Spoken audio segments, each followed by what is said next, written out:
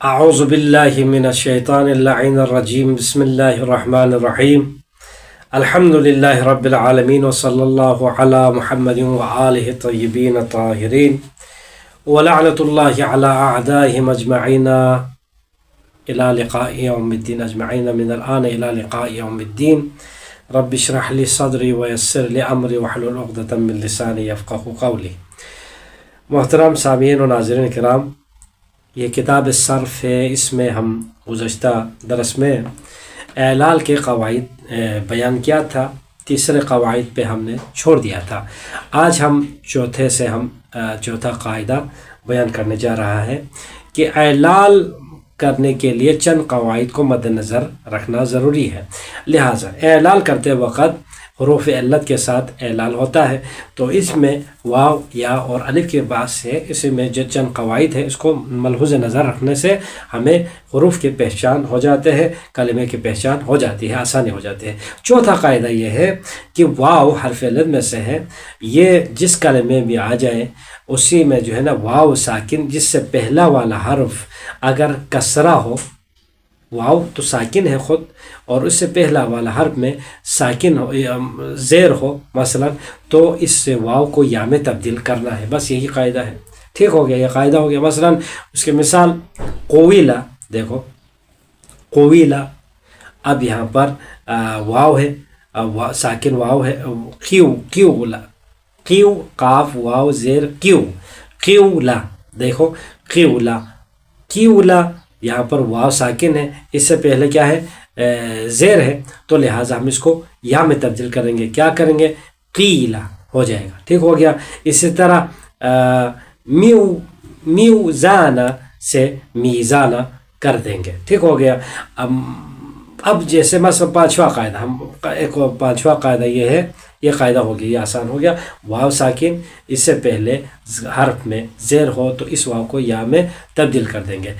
پانچواں قاعدہ یہ ہے، اگر واو، یہی واو لام الفعل کی جگہ ہو، کلمے کے اندر واو آیا ہے جی لام الفعل کی جگہ پر، اور اس سے پہلے والا حرف مکسور ہو، پھر وہی ہے، لام الفعل کی جگہ پر آیا ہے، پہلے والا حرف کیا ہے، کسرہ ہے، زیر ہے، تو کیا کریں، تو اس واو کو یا میں تبدیل کریں گے۔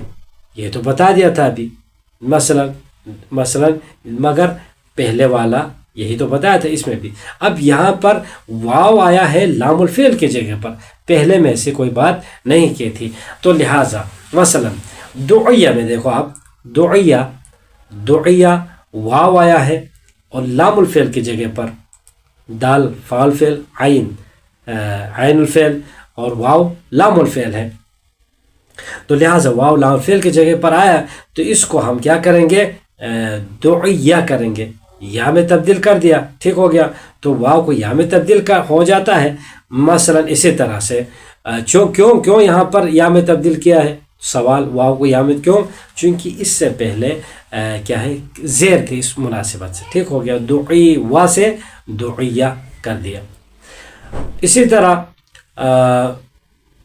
دعیونا تھا، اب یہاں پر ہم اس کو کیا کریں گے، دعینا کریں گے۔ داعیوہ تھا، داعیون سے داعیون کریں گے۔ کیوں داعیون، چونکہ یہ یا جو ہے لام الفعل کی جگہ، واو لام الفعل کی جگہ پر آیا تھا، اس لیے اس سے پہلے زیر تھی یا حرکت زیر کی تھی، اس وجہ سے ہم نے داعیون کر دیا، داعیون سے داعیون کر دیا۔ اب داعیون سے بھی داعی کر دیا، داعی ہو گیا، تو آخر میں ناقص ہے، ناقص یائی ہے، تو لہٰذا داعین کیا ہے، نون آنے سے یہ کیا ہے، تنوین وظرفی ہو جائے گا۔ یہ یا اور تنوین کے درمیان التقاء ساکنین ہونے کی وجہ سے کیا ہے، آخر کو ہی گرا کر کیا کریں گے، داعین ہو جائے گا۔ یا اور نون ہے، جو تنوین والا نون ہے، التقاء ساکنین ہو گیا تو یہ گر جاتا ہے، لہٰذا داعین ہی پڑھیں گے۔ کیوں، داعین آخر سے یا کو بھی گرا دیں گے۔ ٹھیک ہو گیا۔ یہ ہو گیا قاعدہ. لام الفعل کی جگہ پر یا آ جائے، واو آ جائے اور ماقبل حرف پر اس زیر ہو تو اس کی مناسبت سے ہم اس واو کو یا میں تبدیل کریں گے. اور یا میں تبدیل کرنے کے بعد کوئی مشکلات پیش آ جائے تو وہاں پر کیا کریں گے، آخر سے اس یا کو ہی گرا دیں گے.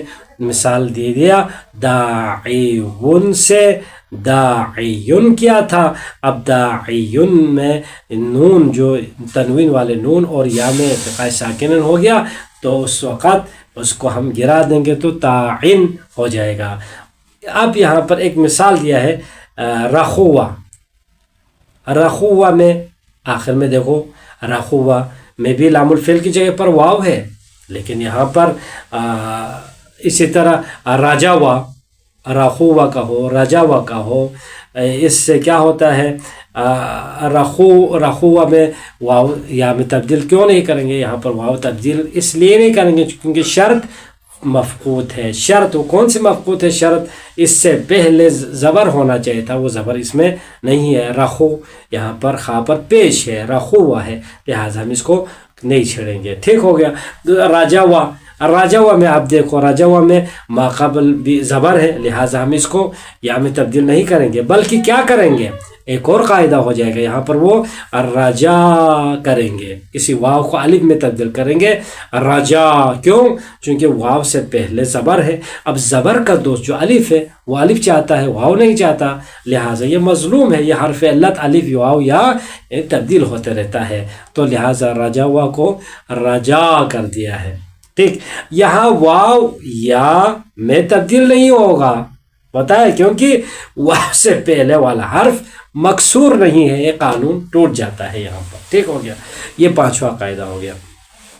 چھٹا قاعدہ، جب لام الفعل کی جگہ واو ہو ایک ہے اور اس سے پہلا والا حرف مفتوح ہو، اب یہ بھی بتایا تھا اس سے پہلا والا حرف زبر ہے، تو واو یا میں تبدیل کیا ہے؟ تو واو یا میں تبدیل ہو جاتا ہے اس شرط کے ساتھ کہ واو کلمہ کے تیسرے حرف کے بعد آتا ہو. کہ کیا ہے؟ کلمے کے واو تیسرے حرف کے بعد آتا ہو تو پھر اس کے بعد اس شرط کے بنا پر کہ وہ واو یا میں تبدیل ہوگا. جیسے مثلا دیکھو ید آؤ سے کیا کرنا ہے؟ ید آئی کرنا ہے، چونکہ کیوں یہاں پر یہ واو کلمے کے تیسرے حرف کے بعد آئے. دیکھو یا دال عین واو، تیسرا حرف یا ایک ہو گیا، دال دو ہو گیا، عین تین ہو گیا، پھر واو آ گیا ہے، لہٰذا یدعائی کریں گے. حالانکہ دیکھو یہاں پر واو سے پہلے زبر ہے، اس کو الف یدعا ہونا چاہیے تھا. ٹھیک، یدعا ہونا چاہیے تھا، لیکن یہاں پر یدعائی کر دیا ہے. پھر یدعائی سے ہم کیا کریں گے؟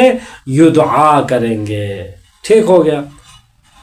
اب اسی طرح یدعاؤنا ہے، یدعاؤنا تیسرے حرف کے بعد آیا ہے واو، لہٰذا اس سے پہلے زبر بھی ہے تو یدعائی نہ پڑھیں گے، ہم یہاں پر یا پڑھ سکتے ہیں.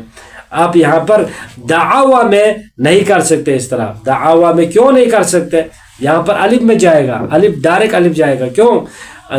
دعا کریں گے. کیوں؟ چونکہ یہ واو جو ہے نا، یہ واو تین حرف کے بعد نہیں آیا، تیسرا حرف کے بعد نہیں آیا، بلکہ دوسرے حرف کے بعد آیا ہے. مثلا دیکھو دعوا، دال ایک عین دو، پھر واو آیا ہے. تو یہاں پر دو حرف کے بعد اگر واو آ جائے، واو سے پہلے فتح ہو، زبر ہو، تو اس وقت یا میں تبدیل ہوگا. ٹھیک، اگر تین حرف کے بعد واو آ جائے کلمے کے اندر تو اس وقت وہاں پر یا میں تبدیل کریں گے، کر سکتے ہیں مثلا. ٹھیک ہو گیا. اب دعوا میں دعایا نہیں پڑھیں گے، قانون ہے دعایا نہیں پڑھ سکتے. اب یدعاؤ میں پڑھ سکتے نہیں پڑھ سکتے؟ یدعاؤ میں پڑھ سکتے، یدعائی کر کے. ٹھیک ہو گیا. اچھا، اسی طرح ایک اور سوال ہے، یدعاؤن میں کیا؟ یدعانا پڑھ سکتے نہیں پڑھ سکتے. کیوں؟ چونکہ یہاں پر واو چوتھے حرف میں واقع ہوا ہے، لہٰذا چوتھے حرف کی بنا پر واو کو یہاں میں تبدیل کریں، یدعائی نہ پڑھیں گے. ٹھیک ہو گیا، یہ نوٹ کرنا ہے ایک چیز. اور ایک چیز یہ بھی نوٹ کرنی ہے، یہ قاعدہ اعلال کے 8ویں کیا ہے قاعدے پر مقدم ہے. یعنی کیا مطلب، کیا کہنا چاہتے ہیں؟ یعنی جہاں پر یہ دونوں قاعدے جاری ہو سکتے ہوں وہاں پر پہلے یہ قاعدہ جاری ہوگا، پھر 8واں قاعدہ جاری ہوگا. 8واں قاعدہ ابھی آ رہے ہیں، وہ آپ کو سمجھائیں گے. ٹھیک، اب ہمارے 6واں قاعدہ ختم ہو گیا. 7واں قاعدہ یہ ہے کہ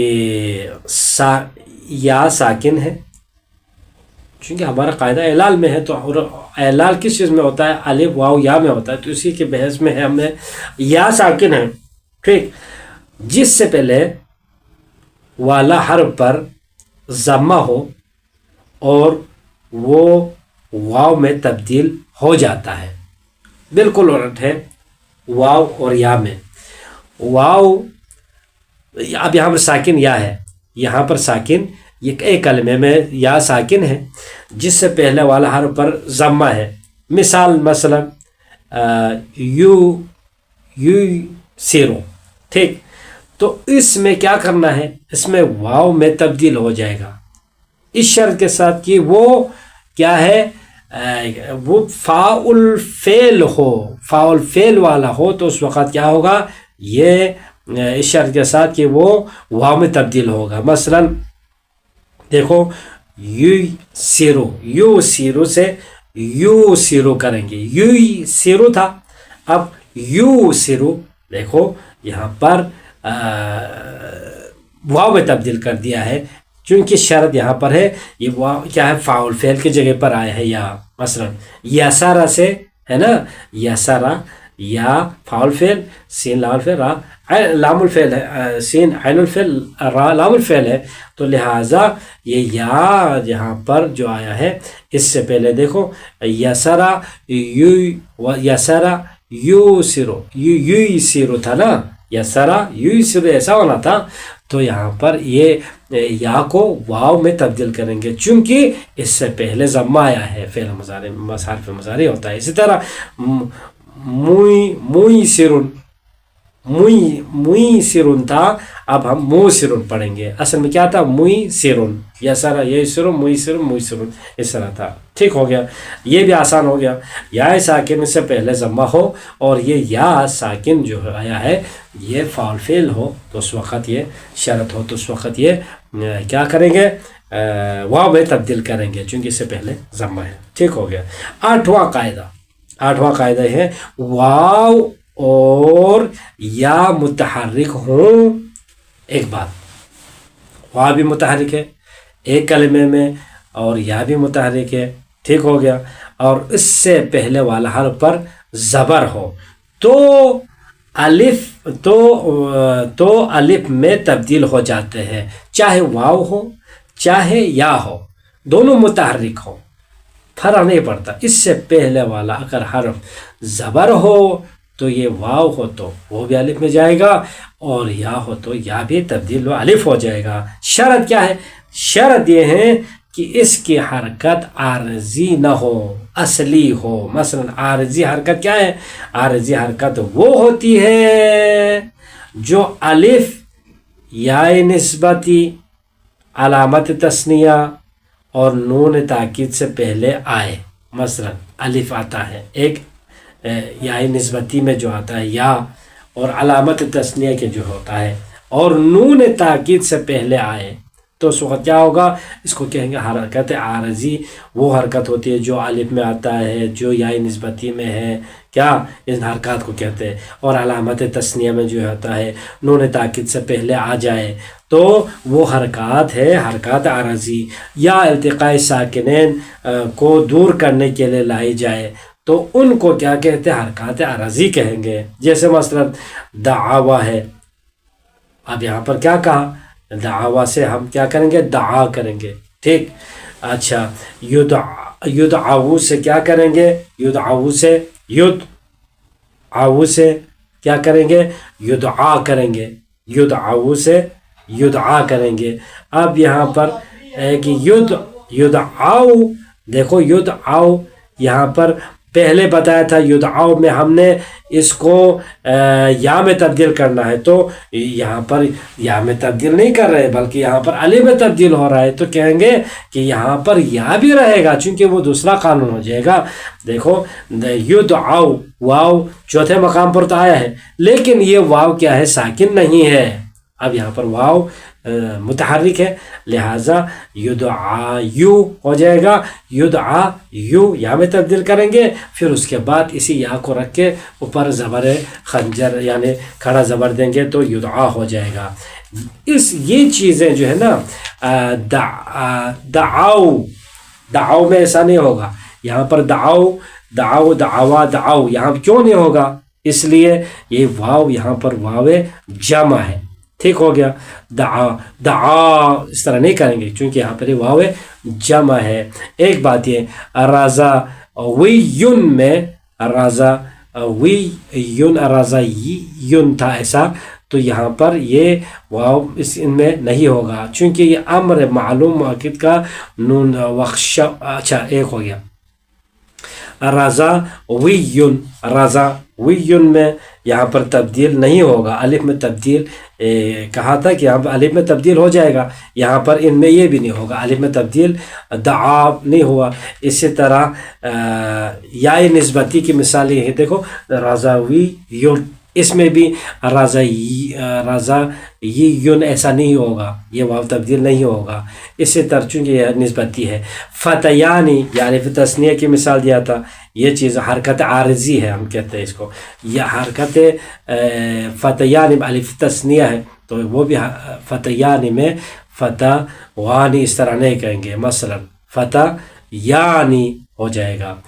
اور ان میں نہیں ہوگا فتیینی، مثلا فتیینی میں الف نہیں ہے گا چونکہ یہ ہے کیا ہے؟ تثنیہ کیا ہے؟ نون تاکید سے پہلے اخشون ہے. مثلا اخشون میں بھی یہاں پہ ارتقاء ساکنن ہو جائے گا اگر اس کو الف میں تبدیل کرے تو فتائنی ایسا ہوگا، مثلا فتیینی یہ رہے گا.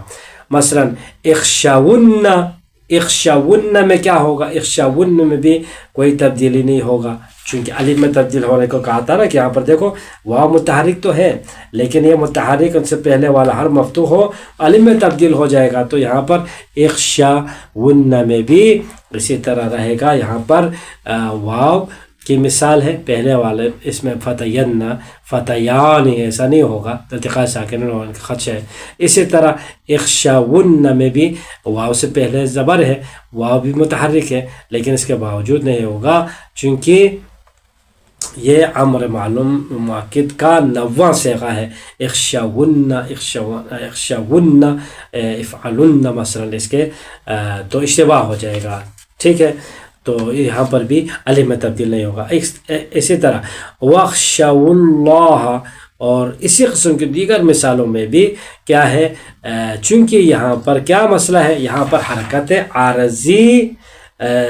عارضی نہیں ہونا چاہیے، اب یہاں پر حرکت عارضی آ گیا ہے، لہٰذا ان میں ان کے بعد دعاؤ رضاویون یعنی نسبتی کی مثال، فتیانی الف کی مثال، الف تثنیہ کی مثال، فتیین علامت تثنیہ کیا ہے؟ مؤنث کی مثال ہے، اور اخشون تاکید کی مثالیں ہیں. تو لہٰذا اس طرح دوسرے مثالوں میں یہ قاعدہ جاری نہیں ہوتا ہے. اسی طرح ابھی جو کہا تھا پہلے قاعدہ جاری ہوگا جب یہی قاعدہ جاری ہوگا کس میں؟ جب واو اور یا متحرک ہوں. یعنی کیا مطلب؟ اعلال سکونی کا قاعدہ جاری ہونے کی وجہ سے اس قاعدے میں ساکن ہو گئے ہوں، مثلا اعلال کی بنا پر اسے واو اور یا میں ساکن ہو جائے یا اصل میں متحرک ہوں واو اور یا، تو جیسے مثلا یخوفو میں یخوف ہو جائے گا پھر یخاف بنے گا. اسی طرح یبیعو سے مثلا یبیعو ہوگا پھر اس کے بعد یباعو ہو جائے گا. اعلال در اعلال ہم اس کو کہتے ہیں. مثلا یہاں پر دیکھو یخوفو میں ڈائریکٹ ہم یخاف نہیں پڑھیں گے، یخوفو پھر اس کے بعد یخاوف ہو جائے گا، ٹھیک ہے، اس کے حرکت کو پہلے والے کو دینا ہے، پھر اس کے بعد خود سائلنٹ ہونا ہے، پھر اس کے بعد یخاف کرنا ہے۔ اسی طرح یہ 3 مراحل سے گزرے گا، اور یبیعو سے یبیعو کریں گے، ٹھیک، پھر اس کے بعد یعنی اپنی یا کے حرکت کو پہلے والے کو دینا ہے، پھر اس کے بعد یباعو کریں گے، ٹھیک ہو گیا۔ اب یہ کیا ہو گیا، دیکھو یہاں اس میں واو اور یا متحرک تو ہوں تو یعنی اعلال سکونی کا قاعدہ جاری ہونے کی وجہ سے اس کلمے میں ساکن ہو گئے ہیں، ٹھیک ہے۔ اب یہاں پر اصل میں متحرک ہوں تو کیا کریں، اس کے حرکت کو پہلے والے کو دے کے پھر اس کے بعد اس پہ اعلال ہو جائے گا۔ اب یہ قاعدہ فاعل فعل میں جاری نہیں ہوتا، جیسے مثلا مثال دے دو، فاعل فعل میں اگر اس طرح سے ہو، واو متحرک ہو، پھر اس کو ساکن کرنا پڑے، پہلے والے حرکت کو دے دو، یہ فاعل فعل میں ہو تو ایسا نہیں ہوگا، چونکہ فاعل فعل تو کس کو دے دیں، مثلا یودو اور تیسر مثلا اس میں یہ قاعدے میں واو فاعل فعل کی جگہ پر آئے ہیں اور یا بھی فاعل فعل کی جگہ پر ہے، لہٰذا یہاں پر تایسرو یا ودو اس طرح نہیں ہوگا، ٹھیک ہو گیا۔ 9واں اور 10واں قاعدہ بھی ہم پڑھتے ہیں، اس کے بعد ہم اعلال کے قواعد کو یہیں پر رکھتے ہیں، اس کے بعد چند ضروری باتیں ہیں وہ انشاءاللہ کل چھوڑتے ہیں۔ 9واں قاعدہ یہ ہے، اعلال میں 9واں قاعدہ یہ ہے کہ الف سے پہلے والا حرف اگر ضمہ ہو، ایک کلمے میں الف آیا ہے، حروف مدی میں سے ایک الف ہے نا، اس سے پہلا اگر حرف پر ضمہ ہو تو اس الف کو واو میں تبدیل ہو جاتا ہے، ٹھیک، کبھی ہوتا تھا کہ واو یا میں، پھر کبھی ہوتا تھا واو اور یا الف میں، ابھی اس الف کو ہی ہم جو ہے نا واو بنا رہے ہیں، دیکھو کیسے الف سے پہلے والا حرف پر ضمہ ہو، ٹھیک ہو گیا، تو اس میں تبدیل ہو جاتا ہے، کس میں، واو میں۔ اگر الف سے پہلا والا مثلا ضمہ نہیں ہے، کسرہ ہے، تو کیا ہوگا، تو اس الف بیچارے کو یا میں تبدیل کریں گے، پہلے کسرہ ہے اس لیے، تو یہ قاعدہ ہے۔ مثلا قابلہ سے، ٹھیک، الف ہے زبر، مثلا قابلہ، مثلا قاب پیش قو الف ہے، پھر اس کے بعد پھر بازر بھی ہے، لام زبر اللہ ہے، تو یہاں پر دیکھو الف سے پہلے قاب پہ پیش ہے، قابلہ ہے، ایسا ہے، تو اس کو ہم کیا کریں گے، واو میں تبدیل قوبلہ پڑھیں گے، قوبلہ، ٹھیک۔